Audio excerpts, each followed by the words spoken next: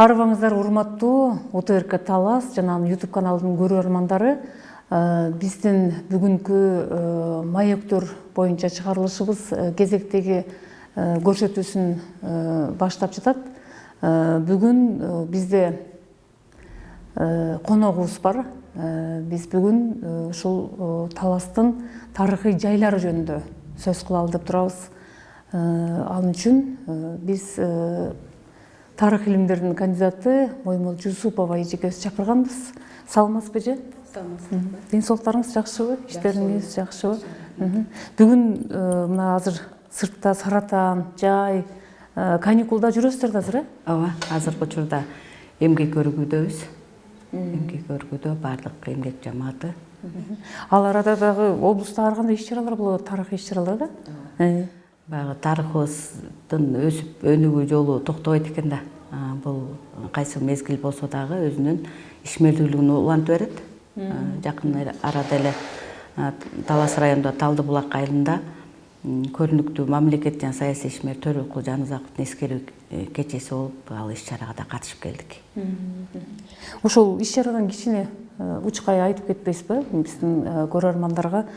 Себеп дегенде Төрөкул Жанузаковду биз мурда эскербей, билбей да жүргөнбүз, бирок мына жакынкы күндөрү ушул тарыхчылар, өлкөдөгү тарыхчылар Төрөкул Жанузаковдун тегерегинде көп маалыматтарды айтып атат да. Мындай караганда тарыхый инсан абдан кыргыз үчүн жасаган эмгеги укмуштай болгон экен да. Ошо биздин эгемендүү Кыргыз Республикасынын пайда болуу, түптөлүү, өсүп өнүгүү тарыхы деги эле көп этаптарды өз ичине камтыйт.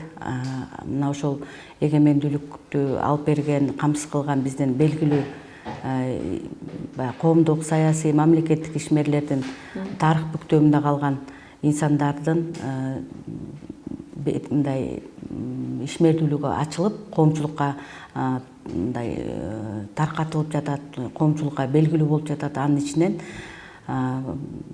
ошо Талас өрөөндө Талды булак айылынан төрөлгөн мамлекеттик жана саясий ишмер Төрөкул Жанузаков болгон. Бул Төрөкул Жанузаковдун өмүр жолу кыска өмүр, 28 жаш учурунда эле ошо мамлекеттүүлүктү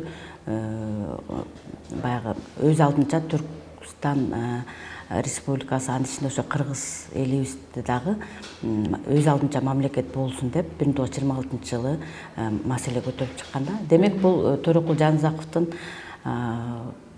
өз учурунда басмачылар менен болгон баягы ишмердүүлүгүнө көө жабылып, анын портрети же болбосо бейнеси ачылбай калган. Себеп дегенде анын чын-чынына келгенде көз карандысыз мамлекет үчүн чуркаган, мээнет кылган, аракет кылган баардык ишмердүүлүгү басмачылар менен болгон ишмердүүлүгү жаап кеткен дагы. Анан азыр эгемендүү республикабыздын азыркы учурунда анын туугандары, урпактары, коомдук ишмерлер, тарыхчылар көтөрүп жатышат. Демек, мамлекет башчыбыз Садыр Нуркожоевич буйрук чыгарган, ошо кыргыз мамлекеттүүлүгүнүн түптөгөн 5 ата деп. Мына ошо 5 атанын сап башында Төрөкул Жанузаков турат десек, ачык айтсак болот да. Себеп дегенде эң алгач 1916 жылда үркүн болуп Кытайга үркүп качканда Талас элин дагы өзүнө кайтарууда, деги эле жалпы эле кыргыз элин кайтарууда өзүнүн чоң ишмердүүлүгүн көрсөтө алган. Мына ошол Талды булак айылында азыркы кезде иликтөөчүлөр, ошонун өзүнүн тууган уруктары, урпактары айтып жүрөт. Бир араба китеп, калем саап, бардык керектүү шаймандарды алып келип, боз үй тиктирип мектеп ачкан деп.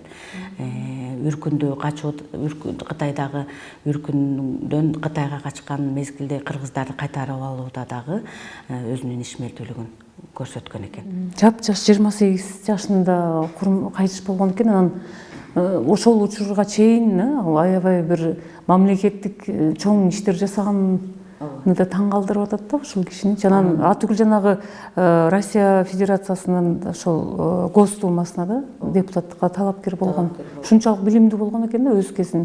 Ал учурда тил билген эле адамдар мындай сабаттуулугун көрсөтө алган, мамлекеттик иштерге аралаша алган. Бирок ал бардык эле коомдук мамлекеттик ишмерлер өз учурунда ал мүмкүнчүлүккө ээ боло алган эмес. Бирок Төрөкул Жаназаков орус тилин, казак тилин деп дагы жазышат. Бардык көп бир нече тилдерди өздөштүргөн экен. Анан Россия менен болгон ишмердүүлүгүндө жана Түркүстан крайынан ошо жетектеп, орун басары болуп жетектеп турганда, демек ошол учурда өзүнүн көрүнүктүү иштерди ишке ашырууда патриоттуулугун, өзүнүн элдигин, анан тайманбастыгын ачык айткандыгы менен айырмаланат экен. Үй бүлөсү, бала чакасы бар бекен? Анын үй бүлөсү, бала чакасы жөнүндө, үй бүлөсү жөнүндө мындай азыркы учурда коомдо Төрөкул Жаназаковдун жалпы ишмердүүлүгү, үй бүлөсү, анын туулуп өскөнү тууралуу айтылып жүрөт. Бирок архивдик материалда өздүк документи азырынча табыла элек экен да. Эмне үчүн жана 5 атанын тизмесине кирбей алган? Себеп дегенде сөзсүз түрдө тарых өзү далилдүү бир документтер менен гана тастыкталат да. Мен ойлойм, жакын арада тарыхчылар ошо архивдикке, Ташкентке барып, архивге кирип, анын өздүк документтерин алып чыгууга аракет жасашат деп толугу менен ишенебиз. Ишенимибиз аркылуу дагы алдыда көп бир жакшы бир жаңылыктарды, жакшы нерселерге чакыра беребиз да. Атабыздын руху баягы жалпы урпактарына, ошол жалпы элге илим постторгоган тарыхчыларга аябай сөөгү агарып ыраазы болсун деп эле айталы. Анан бизде эми талас өрөөндө бизде мен ушул бүгүнкү теманын маектин негизги нугун айтып коеюн. Баягы сүйлөшкөндө да айтып аттык, ушул талас өрөөндөгү тарыхый жайлар жөнүндө ушул өзүм дагы маалымат алайын деп атам. Анан биздин көрөрмандарга дагы маалымат болсун деп атам. Биз ушул жашап аткан өрөөндүн жеринин астында же болбосо баягы дөөлөр турган жерлерде эмнелер бар, тарыхтын кандай маалыматтар ошол жерде катылып турат, ошол жөнүндө айтып кетсеңиз. Негизи канча жай бар да ошондой жерлерден? Тарых илими өзү бир кеңири бир гуманитардык багыттагы илим да. Анын ошо тарыхчылар тарых илимин иликтөөдө сөзсүз түрдө кошумча илимдерге кайрылабыз. Археология, этнография, генеалогия, нумизматика деп. Эми ошо талас өрөөнүндө жалпысынан алганда 59-60 тарыхый эстеликтер бар. Жалпы да. Анын ичинен изилденип, картага түшүрүлүп, анан коомчулукка белгилүү болуп, илимий булактар, китептерге киргизилген эң негизги тарыхый эстеликтер дагы кездешет да. Анан алардын ичине кайсылар кирет? Ак дөбө 1 шаарчасы, шаарчалды бары, Ак дөбө 2 шаарчалды бары, Кең кол көрүстөнү деп айтылат. Ошондой эле Шелжи деп коебуз, орто кылымдарга тиешелүү шаарчалды барлары бар. Демек, мына ошол шаар жер алдында жаткан тарыхый эстеликтерибиз жана жердин үстүндөгү. Демек, бул жердин үстүндөгүбүз орду калып калган шаардын орду да булар. Өзгөчө элдин кызыгуусун, коомчулуктун, окумуштуулардын кызыгуусун туудурган бул Талас районундагы Көгөй айылындагы Техапкет шаарчалды бардын орду. Абдан башкача айтканда Ак дөбө 2 деп коебуз, шаарчалды бардын орду. Коомчулукка абдан кызыгуусун туудуруп келет жана ошондой эле анын тегерегинде дагы көптөгөн дагы маселелер бар да. Анан ошол жерден тактап алайын дегем да, сөзүңүзгө аралашып жерге. Ушул Техапкет шаарынын орду бар да, азыр элдин баары эле барып көрүп, бирок тегереги жай болуп калган, жана маркумдарды койгон жай. Анан ушул Техапкет шаары жөнүндө айтып кетсеңиз. Дөбө кадимкидей турат да, ошол жерде дөбө турат. Тегерегинде моундай сыныктар чыгып калат да. Анан ушул кичине маалымат берип кетсеңиз, ал кайсыл кылымдарга таандык, эмнеден улам ошондой чалды барга айланып калган, ошолор жөнүндө айтып кетсеңиз. Талас өрөөндөгү негиздүү Манас ордо комплексинен башка дагы Техапкет. Бул Техапкет шаарчалды бары 6-14 кылымдар деп болжол менен айтылат. иликтөө боюнча. Демек бул азыркы орун алган жери ачык асман алдында эле бир боз дөбө, жарым жартылай байкаган кишиге жартылай казылган бир дөбө турат да. Жөн эле боз дөбө, бирок аны байкабаган, билбеген киши бул дөбөчө турат деп коет да. Эл өзү билип калды, көбүнчө ошо коомчулукта билет. Ал жерде убагында орто кылымдарда тиешелүү шаардын орду болгон. Демек, ал Кулан корук деген дагы шаардын орду менен мындай улай кетет. Ал жерде суу, дыйканчылык, суу келип, ошо дыйканчылык жакшы өнүккөн шаардын уландысы болуп кетет. Демек, булар археологиялык эстелик кайсы жылдары казуу болот жана коомчулукка белгилүү болгон, анан баягы илимий эмгектерде белгиленип калган да. Негизи ошо 1956-60 негизи 56-жылдары белгилүү орус археолог окумуштуу Кожемяка деген келип казуу иштерин жүргүзүп, экспедициялык топ менен анан ал жерде Техапкет деген убагында шаар болгондугун далилдешкен. Ал жерде ошол тарыхый эстеликте казган учурда эмне табылган? Мына жогорудагыдай мына кумуралардын ар кандай сыныктары, бүтүн түрлөрү, суу түтүкчөлөр, жана Кулан корук деп айтылгандай, ошо суу түтүкчөлөрүнүн ар кандай оюм түшүрүлгөн жөнөкөй форматтары табылган. Эң негизгиси сапаттуу деп Кожемяка өзүнүн иликтөөсүндө жазат да. Сапаттуу бул чоподон жазылган буюмдар калың болот. Аны өтө сынып калбай, бат эле морт эмес да. Демек, ал эмнени билдирет? Кол өнөрчүлүк, дыйканчылык жакшы өнүккөн убагындагы шаар болгон Техапкет. Анан кийин өздөрүнүн изилдөөдөрүндө ак дөбө болуп атпайбы? Ак дөбө, ак топурактуу дөбө да. Ошондон улам ак дөбө шаар Чалдыбар деп аталып калды да илимде.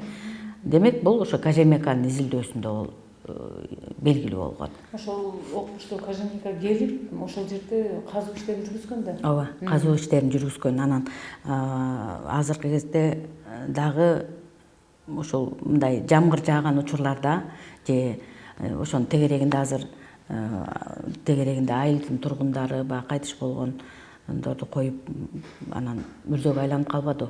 Анан ушул мезгилге чейин токтотула элек. Ошо казуу учурунда дагы ошо жердин алдынан ар кандай буюмдарды табышып атат дагы. Көбүнчө ошол Кыргыз улуттук Манас орто комплексинин музейине тапшырышып атат.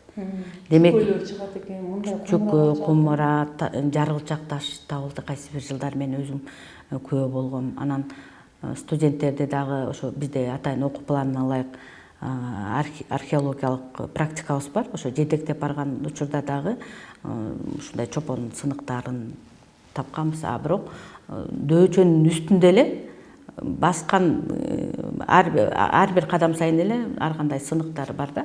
Анан глазурланган дагы мондай идиштин ар кандай түрлөрү бар. Демек, кол өнөрчүлүктүн өзүнүн мезгилине карата өнүккөнүн байкайбыз.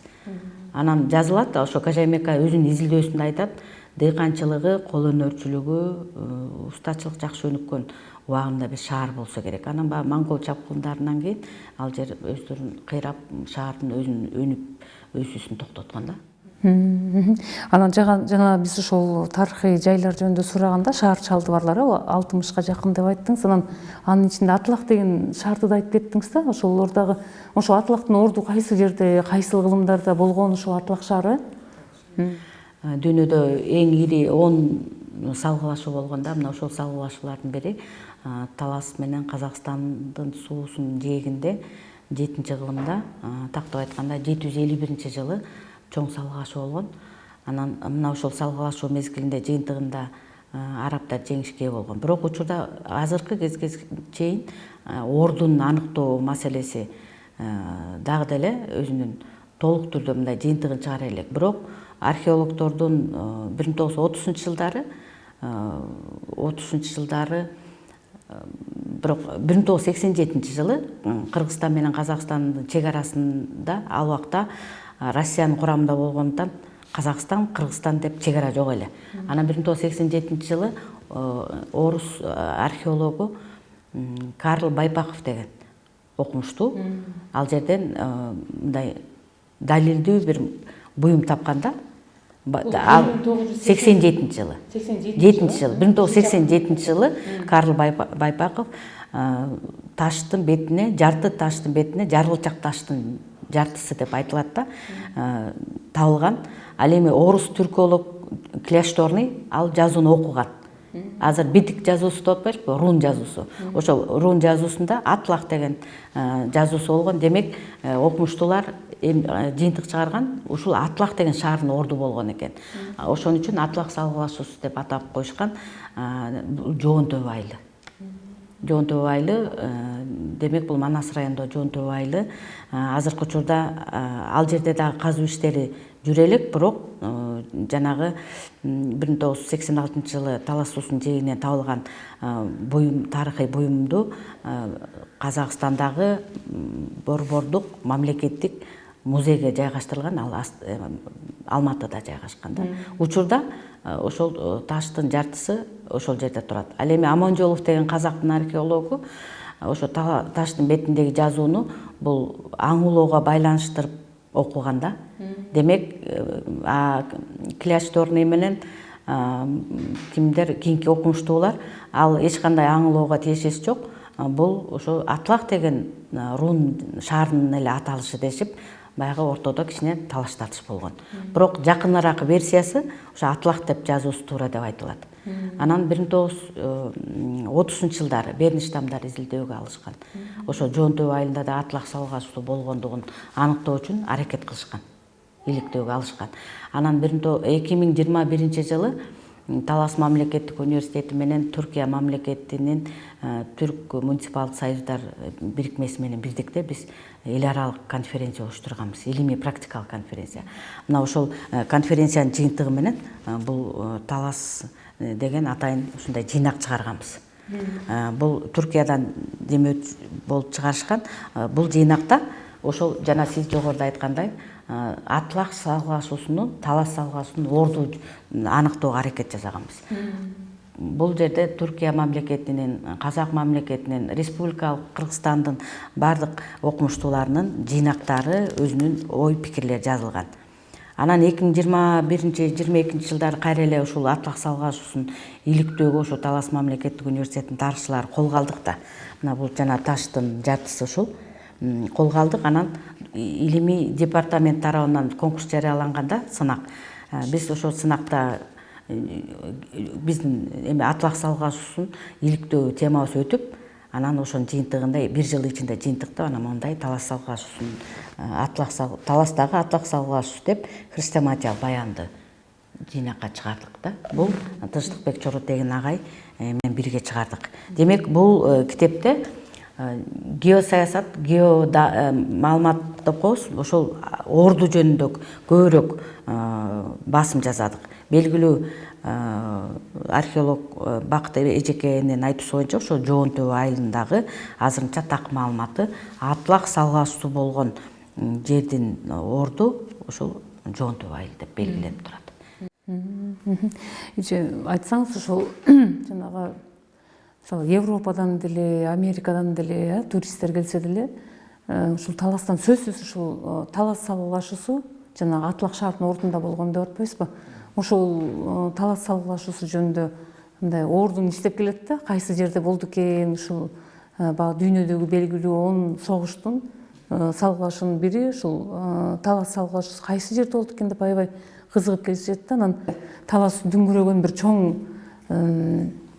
тарыхтын бир салгылашуусун башынан өткөргөн көп киши деле билбейт да. Ошон кичине айтып кетсеңиз болобу? Негизги максаты Кытайлардын бийликти колго алып дүйнө жүзүн башкаруу болгон. Анан 7-чи кылымга туура келет. 751 жылы, жылын менен алсак, арабтар менен кытайлардын болгон салгылашуусу. Алар арабтарды өздөрүнө багынтып алуу максатында болгон.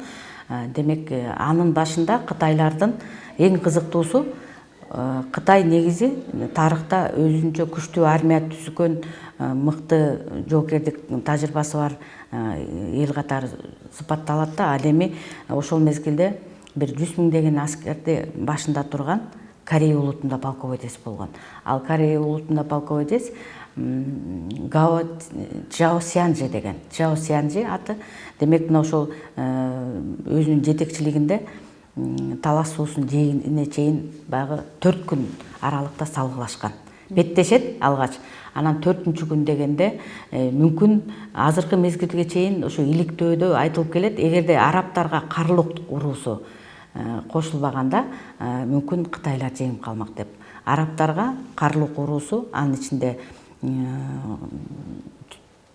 чигил, кыргыздар да бар деп биз өзүбүз ошо конференция уюштурганда жыйынтык чыгарууга аракет кылбасак дагы өздүнүн ойлорун айтышкан биздин тарыхчылар. Демек анын курамында ошо Карлуктардын курамында түрк тилдүү уруулар болуп, анан чогуу бирдикте араптарга жардам берип кетип, анан 4-күн дегенде баягы бири-бирине жеңише албай, экөө тең араптар да күчтүү болгон, анан Кытайлардын дагы аскердин саны күчтүү болгондуктан бири-бири менен терешип турган учурда Карлуктар келип жардамдашып, каптал жагынан келип кошулуп, анан Кытайларды жеңишкен. Анан бул мааниси эмне? Кытайлар негизи эле кагаз чыгаруу боюнча абдан бир тарыхта орду бар да, ээлеп жүрүшөт. Анан ошол Кытайдын бир туткунун колго түшүрүшүп, анан Самаркандка алып барышып, ошо Кытайда кагаз чыгаруунун технологиясын, сапатын үйрөнүшкөн да. Анан ошондон бери баягы өзүнүн сырларын үйрөнүшкөн да. Демек туткунга түшкөн Кытайды араб жана жеңиши болбоду. Ошол мезгилде Кытайдагы ошо бирөөсүн эле туткунга түшүргөндө Кытай жана баракты кантип чыгарабыз дегендин үстүндө иш алып барышып, анан Самаркандка алып барып ошол жерден барак чыгаруунун, деги кагаз чыгаруунун сырларын үйрөнүп калышкан экен. Анан негизи ушу баягы ислам динин дагы орнотту деген дагы маалыматтар кездештиребиз булактарда. Демек ошондон кийин Кытайлар канча миңдеген жылдарга чейин ошо Борбордук Азияга кол салуудан баш тартышып, тынчтыкта жашашкан, орноп калган. Дагы кандай жерлерди аныктап атасыздар? Ушундай табылгаларды таба турган шаарларда? Бул жогоруда айткандай Ак дөбө шаарчалды бары, андан кийин Шелже деп коебуз. Ортогунда Манас районунда ушу Үч Коргон айылында Киров суу сактагычын орду ооба. Анан ал жерде дагы коомчулукту, археологторду, окумуштууларды кызыктырган ушундай бир тарыхты ичине сактаган шаардын орду бар да. Анан жакынкы 2 жылдан бери Башкирия мамлекетинен, Санкт-Петербургтан археологтор келип, өздөрүнүн уруксаты менен, жергиликтүү тургундар менен ошо казуу иштерин жүргүзүшүп атыр. Анан суу тартылган учурда жердин алдындагы топурактар ээлип, алдыбыздагы тарыхты үстүнө чыгарып коюп, анан ар кандай тарыхый буюмдарды азыр музейлерге тапшырып, экспонат болуп калды. Буга окшогондор чыгат, Ушул өзгөчө ошо кумуранын ар кандай түрлөрү чыгып атат. Суу түтүкчөлөр чыгып атат. Анан ал жерде күмүш, негизи кен байлыкты баягы ошол кен байлыгы менен казылып алынган жер катары бул тарыхта орду чоң да. Анан ар кандай баягы ошо кенди эритүүдөгү, мисалы күмүш деги эле коргошунду эритүүдөгү мештердин ордулары табылды. Былтыр Асан Торгоев деген кесиптешибиз менен бирдикте чогуу ошол жерде жана казуу иштерине күбө болдук да. Анан мештин бир 2-3 ордун көрдүк да. Демек ал жерде жана коргошунду, күмүштү эритүүдө пайдаланган мештердин чоң майда ар кандай формадагы ордуларына күбө болдук. Демек өзү далилдүү болуп атат да. Бир убакта ошол дөбөчөлөр жана хандын орду болгон деп дагы версияларды айтат, чеп болгон деп да айтылат, цитаделдер. Анан ал жерде ошо ортогундарга тиешелүү болот. Негизи ошо ортогундар да талас өрөөнү бир маданияты гүлдөп өсүп өнүккөн шаар болсо керек да. Шаар болсо керек. Анан азыркы кезде дагы казуу иштери уруксат алынганда гана казуу иштери болот. Бирок биз тарых сүйүүчүлөр, тарых изилдөөчүлөр студенттер менен барып, ошо жердин үстүнө чыгып калгандарды чогултуп, анан музейлерге коюп келебиз да. Атайын казуу иштерин жүргүзүш үчүн мамлекеттик деңгээлде уруксат алыныш керек да. Алыныш керек. Бул боюнча дагы каттар жазылып, кайрылуулар болуп атат. Жана жогоруда Ак дөбө Тихапкет шаарчасына дагы каттар жазылды. Анан жакын арадан бери 2 жыл болду. Манас району өзү негизи тарыхты ичине каткан. Анан биздин өзү өткөн тарыхыбызды ошол Манас районунан көргөндөй болуп атат. Себеп дегенде Карарчы айылы. Ал жерден дагы бир 4 кумуранын өзүнүн бир катары менен тизилген жердин алдындагы ордун табышкан. Анан бирок биздин азыркы учурда Канат Кеңешбеков атынан музейде, Талас мамлекеттик университетине 2 кумураны жайгаштырып, кайра калыбына келтирип, азыркы учурда музейде турат. Анан Сөгөт айылы. Манас районунда Сөгөт айылы учурда 1900 негизи ошо 1938-56-50 жылдары орус окумуштуу археологтору Талас өрөөнүндө иликтөө иштерин жүргүзүү учурунда бул Сөгөт айылы, Карарчы айылдары эмнегедир картага кирбей алган. Анан маалыматта жок болуп калса керек. Учурда айыл өзү, Карарчы айылы менен Сөгөт айылы бул тарыхчы окумуштуулардан өткөн тарыхты изилдегиле деген белгини берип атат. Себеп дегенде жергиликтүү тургундар, бизде окуп жаткан тарых адисинде окуган студенттер келип, ошо Сөгөт айылынан табылып жаткан жогоруда кумуранын канча түрлөрүн бизге музейге тапшырышты. Бул өз эмне ал ошо тарыхты биз изилдөөгө саатты убактысы келип жетти окшойт.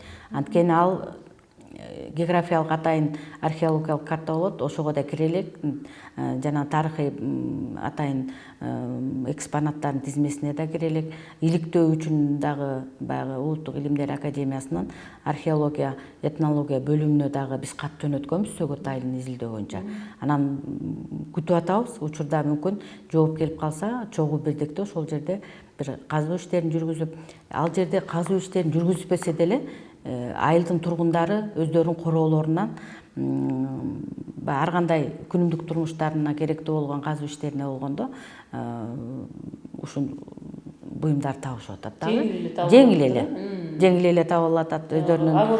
Ооба. Мисалы картошка эгүү учурунда же болбосо жана башка жер жемиштерди баягы отургузуу учурунда казган деле чыгып атат. Анан демек 2023 жылы барып келдик биз.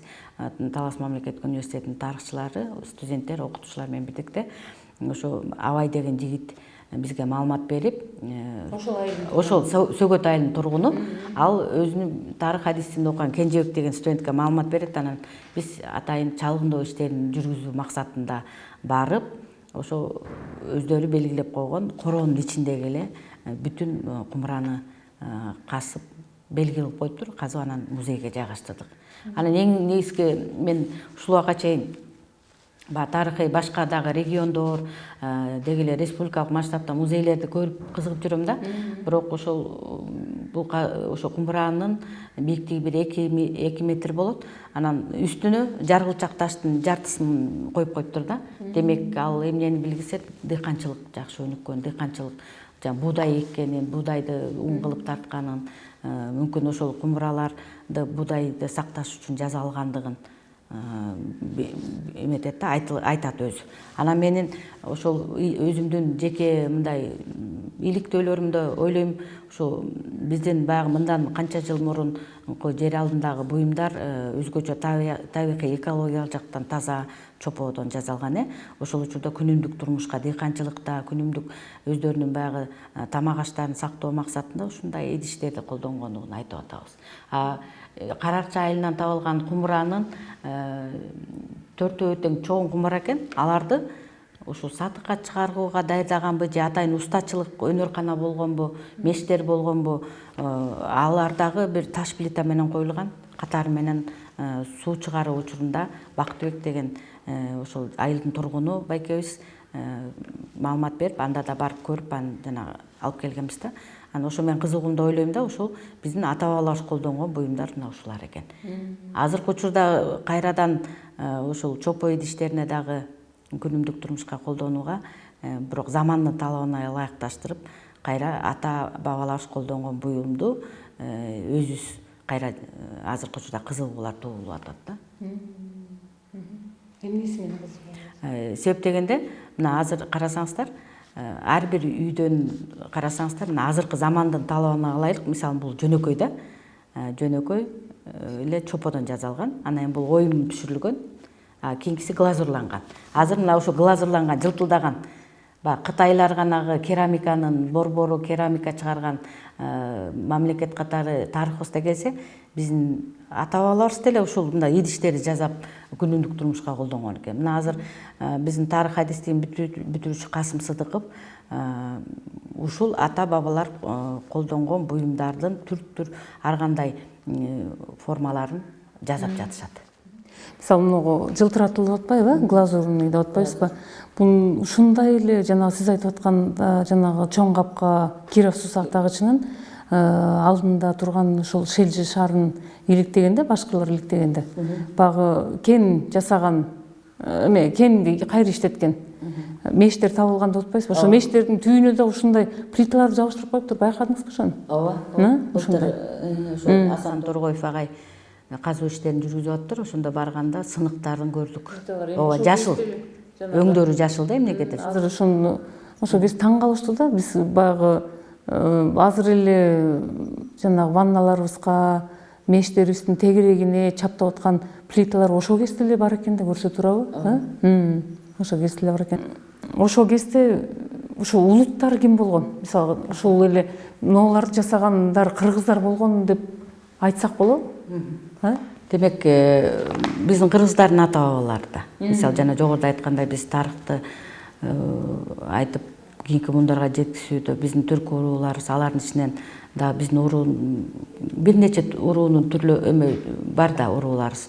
Анан албетте Карлуктар, Караханиттер, демек баары эле түрк тилдүү уруулар да, Чегилдер, Ташлыктар деген сыяктуу. Анан демек бул ата-бабаларыбыз муну баары эле жаза беришкен эмес.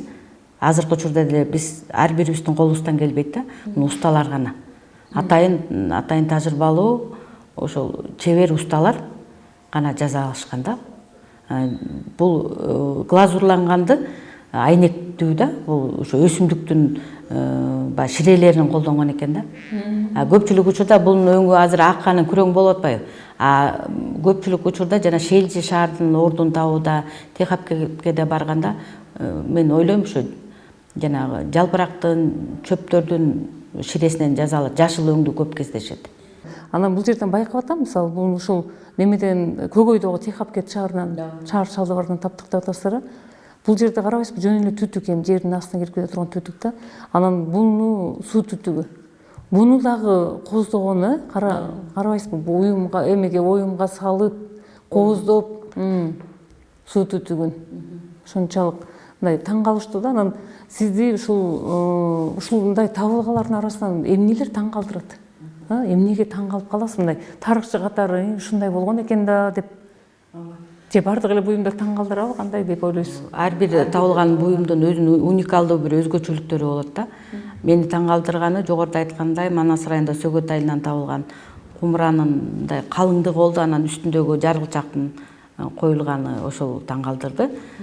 Атайын коюлуп, эми ал кайсы бир кылымдарда жердин алдында калып калган, анан ошол эмне үчүн ошол жаргылчакты коюп койду экен деп ошо өзгөчө таң калдык. Анан дагы ошо Сөгөт айылынан ушундай эле кумуранын мындай капталынан өзүнүн атайын чоргосу бар экен.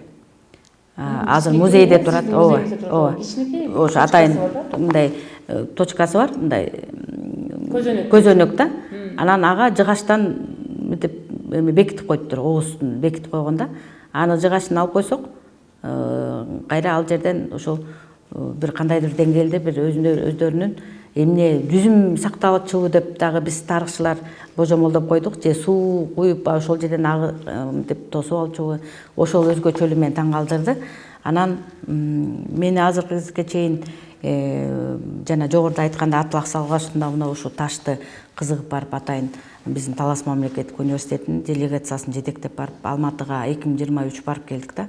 Ошол таштын сыры азыркы кезге чейин ошо белгилүү боло эле экен да. Атлах деп кляшторный окумуштуусу окуптур, Аманжолов казак окумуштуусу аңылууга карата окуптур, ошого терминдерчи.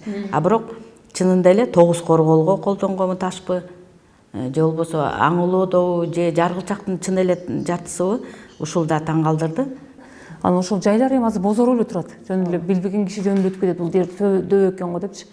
Анан сиздер ушу тарыхчы катары кызыгып көрдүңүздөр ошонун ордун мындай бир туристтергеби же жөн эле мындай ушул жайды билгим келет, эмне болгон жер болду экен, эмне болгон шаар чалды бар болду экен деп кызыккандар үчүн бир көрүнүктүү айтып бере турган ушундай бир жерге айлантууну көздөгөн жоксуздарбы, кандай деп ойлойсуз? Туура оюмдагыны айттыңыз маселени. Албетте талас өрөөнүн туризмин өнүктүрүү канча жылдан бери мамлекет деңгээлде программа негизинде айтылып келет да. Анан биз канткенде туристтерди өзүбүзгө тартабыз.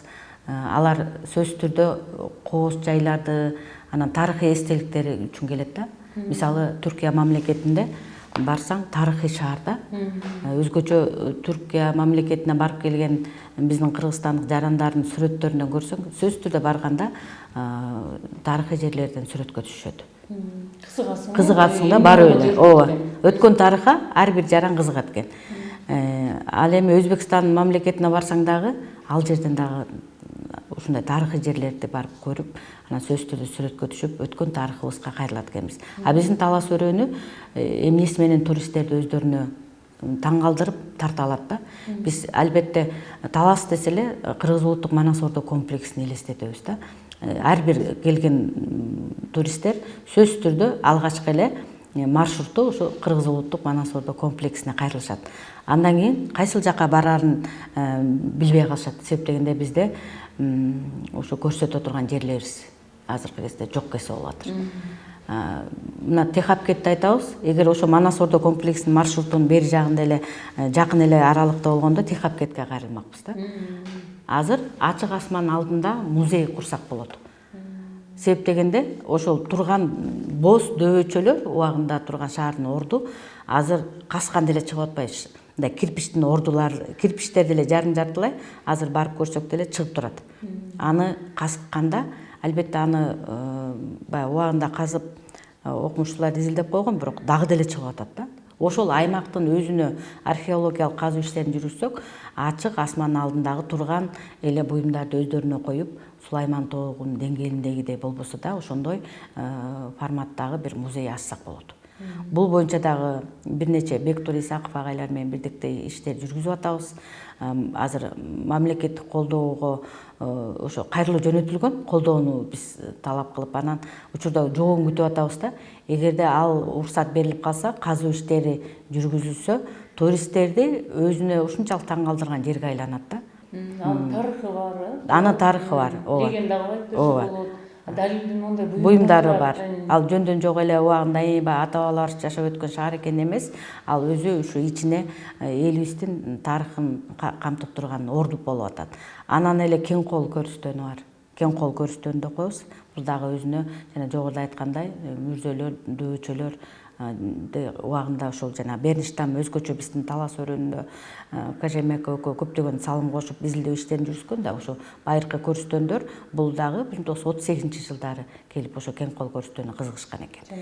Жана кең колдун киргенде сол тарабына турат го, жана дөбө таштар, 15би кандай? 17? 12 дөбө. 12 дөбө коргону бар. Анын ичинен 11 мүрзөсү бар экен. Демек ошонун баарын тең казуу иштерин жүргүзсө болот. Кандай буюмдарды чыккан, демек ал ошо мүрзөлөрдү касканда адамдын жанында ошол өзү менен кайтыш болгондон кийин да экинчи жашоосу болуп, ошол буюмдарды колдонот деген ишеним менен коюшкан да. Бул тарыхыбызда өзү айтылып жүрөт. Анан ал убакта ошол бир өзгөчөлүгү кең кол көрүстөндөгү Берништам ошо 1938-жылы казуу иштерин жүргүзүп жатканда таң калтырганы арчага коюлган экен да. Табыттары арча болгон экен. Демек анын өзүнүн баягы өзгөчөлүгү менен, жыпар жыттуулугу менен жана арчанын ошол тарыхый тазалыгы менен ошол арчага атайын адамды бир эме кылып баркытап койсо керек дейт да. Ошого Берништам өзүнүн экспедициялык тобу менен ошо таң берген экен да. таң берген. Демек, кайрылман адамдар болсо керек да ошо кең колдун көрүстөрүндө. анан буюм-тайымдар абдан жана жыгач идиштер дейт, ар кандай күнүмдүк тамак ашыкка керектелүүчү дагы идиштин түр-түрлөрү, майда идиштер көбүрөөк табылган. Бул кең кол көрүстөнүн эгерде дагы комплекстүү түрдө казуу иштерин жүргүзүп, бир туристтерди өзүнө тарта турган тарыхый жайга айлантсак, ал бир өзүнчө дүйнөдө бир эң жакшы, бир эң мыкты бир туристтик жайга айланат да. Сөз түрдө баягы сөз түрүндө эле калып атат азыркы мезгилде биздин тарыхый жерлерибизге болгон көңүл бурууларды эл деле азыр күтүп атса керек. Эл өзү алып чыгып атат, тарыхты эл жаратат да. Ал мисалы туристтер баса да жергиликтүү биздин тургундар эс алуу учурунда ошо кең кол өзүнчө бир кооз аймакта бакшактуу, анан тарыхый жерлерине да кызыгышып, анан ар кандай буюмдар таап алдык. Анан ушундай бир маалымат ушул аймакты бир тарыхчылар изилдесе болот эле, археологдор изилдесе болот эле деген эле маалыматты угабыз да. Анан менин оюмча азыркы учурда ушул мындай мезгил жетти окшойт. Коргоого, аларды казуу иштеринде биздин ачык баягы баракчабыз жок болсо, адистерге кайрылмакпыз дагы, анан чогуу бирдикти изилдөөгө биз даяр элек да. Ага билимибиз дагы, илимибиз да жетет. Талас мамлекеттик университетинин биздин тарыхчылары азыркы учурда 5 илимдин кандидаты бар, докторлук иштерин жазып жатканда кесиптештерибиз бар. Жогорудагы орус окумуштуулар казып өткөн тарыхый эстеликтерди ал планга киргизилген программада турат. А бирок жаңы ачылыш катары Сөгөт айылын иликтөөгө биз кайрылуу кат жөнөткөнбүз. Анан учурда бул алгач чалгындоо иштери жүрөт да. Негизи археологияда бара калып эле баягы казыппайт да. Анан биринчи чалгындоо иштер жүргүзүлөт. Чынында эле ушул шаар чалдыбан орду бир убакта бир тарыхый мааниси бар, бир убакта бир кайсы бир эл жашаган, калк уруу жашаган аймак болгонун аныктап отуруп анан казуу иштери жүргүзүлөт да. Анан бул боюнча биздин азыр жообун күтүп атабыз. Сөз түрдө аракеттер болуп атат да. Аракеттер болуп атат. Анан менин оюмча туристтик багытта дагы адистер келип, атлак салгылашуу боюнча Мурас деген да коомдук бирикме бар. Аны жетектеген Камал Соронкулов агайыбыз дагы ошо атлак салгылашуу боюнча, атлак боюнча да көп аракеттер жазып атат да. Менин оюмча облустук масштабта тарыхый эстеликтерге жеке кызыгуулар мындай туш тарапка бөлүнүп кеткен дейбиз да. Эгерде облустук деңгээлде атайын адистер бөлүм баарыбыздын башыбызды бириктирип, чогуу иш алып барууну колго алса, мындай анда бул сөз түрдө ордуна жылмак. Себеп дегенде мен Сөгөт айылы деп, атлак деп илимий изилдөө иштерин жүргүзүп, теориялык маанисин аныктап берип атам. Музей ачам деп Камал Умарович чуркап жүрөт агайыбыз.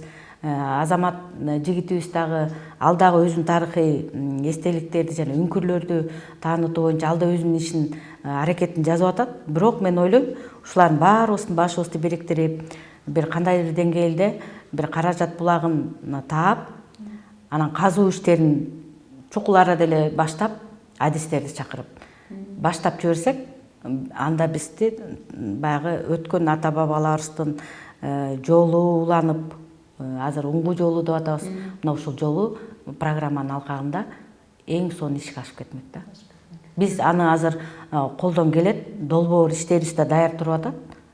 Ошол эле жоон төбө атлак салгылашуу болгон аймакты казуу иштерин жүргүзүү боюнча да долбоор, илимий долбоорум мен даяр, менин колумда турат. Анан Техапкет боюнча дагы долбоор жазганбыз. Эгерде ушул 60 шаардын ичинен эң негиздүүлөрүнө жаза турган болсок, каражат бөлүнүп берилсе, сөз түрдө баягы адистерди чакырып, чогуу бирдикте биз ишти баштаганга даярбыз.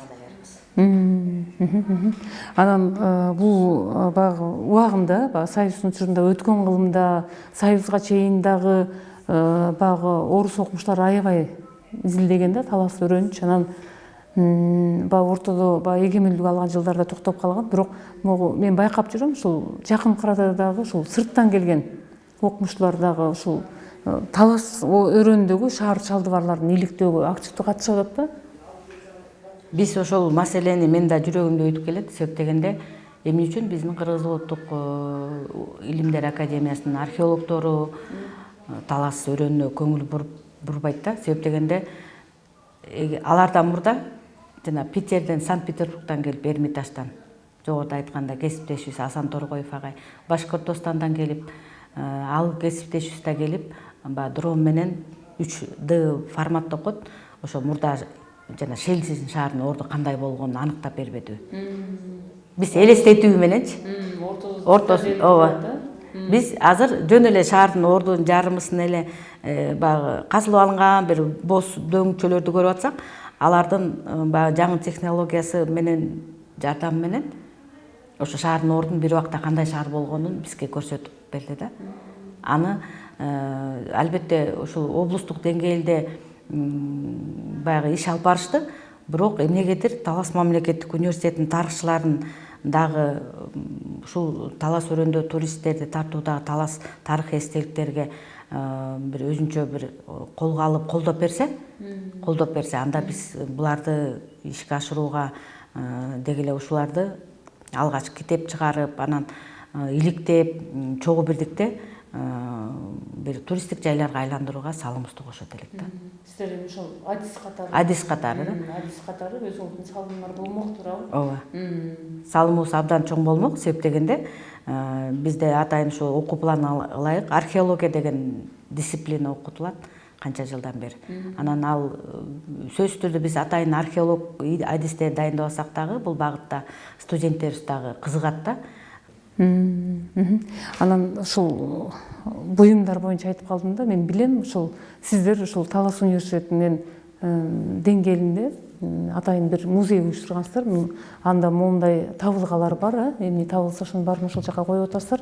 Анан негизи Таласта ошондой музейге муктажбызбы биз? Бизде Манас Ордодо бар, бул боюнча дагы. Абдан жакшы суроо болду. Себеп дегенде Талас облусу боюнча мындай көрүнүктүү бир чөлкөм таануу, регион таануу деген сыяктуу бир музей жок да. Музей жок. Себеп дегенде башка регионго барсак, сөзсүз түрдө Чолпон Атага барсак, бир абдан бир жакшы эмеси жасалгасы эң сонун ошол региондун тарыхын чагылткан музейлери бар экен да. Биз конференция учурунда көргөнбүз. Талас облусу да муктаж азыркы учурда.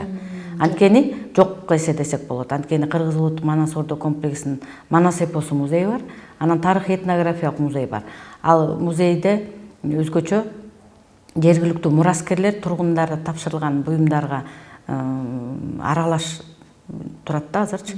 Анан Ак Дөбө шаарчасынан Техапкеттен табылган да бөлүм бар экен. Абдан ал жерде мен айта алам, Орхон Енисей жазууларына да арналган бөлүмдөр бар. Бирок чоң бир сырттан келген конокторду таң калтырып, ичине кирип келгенде эле Таластын тарыхын менен тааныша турган чоң бир өзүнчө чөлкөм таануу музей керек да. Биз бул боюнча да сунуштарды мен берип келгем. Ушуларга чейин берип, анан дизайнерлер чакырсак, адистер чакырсак, проектисин чийсек, анан каражат тапсак деп да мен бир нече жолу ошо облустук отурумдарда дагы сунуш бергем. Анан бул маселе боюнча карайбыз деген, колго алабыз деген учурда дагы деле ошо күтүүдө турабыз. Мен дагы бир нерсени сурайын деп жогоруда эсиме чыгып кетти, бирок сурап коеюн. Азыр оюма келип атат да, ушул суроочу. Мисалы, эң биринчи жазма эстелиги, Кыргыздын жазма эстелиги дал ушул Таластан чыккан экен да, табылган экен. Ошол боюнча да эмне айта аласыз? Биз ошол жөнүндө да бир сыймыктанып койбойлубу? Сөз кылып. 1938 жылдары, 56 жылдары Бенштам, Кожемякалар, орус окумуштуулар эми албетте биз ал убакта Россиянын курамында болуп, анан элибиздин тарыхын деги эле 15 республика болуп, алардын ошол биз баягы 15 республика болуп Россияга карап турганда, союздук бирикме болуп турганда, ошо ар бир улуттун тарыхын изилдөө тапшырмасы коюлат да. Анан албетте Орхон Енисей жазуусу биз негизи Кыргыз элинин ата журту деп, Эне сай деп, Теңир Тоо деп айтылып келет. Анан андагы табылган жазуулар аркылуу жайгашкан элдин өзгөчөлүгү аркылуу айтылат. Ошондой эле аймактарын изилдеп келгенде орустар бардык региондорду кыдырганда ошо таластан табылганда Орхон Енисей жазууларына тектеш жазуулар биздин талас ал ошо согду жазууларына окшош деп айтылат да. Ошол эми көчүрмөсү Орхон Енисей жазуулары таластан табылган бул 1986-жылдары. Ошо таласка келип окумуштуулар табышып, аны окушуп, анан учурда ошо таластагы таш эстеликтерди жазуу, ошо Орхон Енисей жазууларына тектеш жазууларды Кыргыз улуттук Манас ото комплексинде атайын музейдин бир бөлүмүн ачып койгон. Келген ар бир көрөрмандар, туристтер болобу, сөзсүз түрдө таластан дагы бир биз сыймыктана турган тарых бул ошо Орхон Енисей жазууларына тектеш таштардын табылганын далилдөө буюм катары ошол жерде коюлган азыркы учурда. Рахмат эжеке. Биздин маегибиз соңуна чыгып калды. Сизге ушул убактыңызды бөлүп келгениңизге абдан чоң ыраазычылык билдирем. Урматтуу көрөрмандар, бүгүнкү маегибиз дагы соңуна чыгып калды. Бүгүн биз ушул таластагы тарыхый жайлар жөнүндө сөз кылдык. Бизге маалымат берген маектешибиз тарых илимдеринин кандидаты Моймол Жусупова эжеке болду. Эже, ишиңизге ийгилик.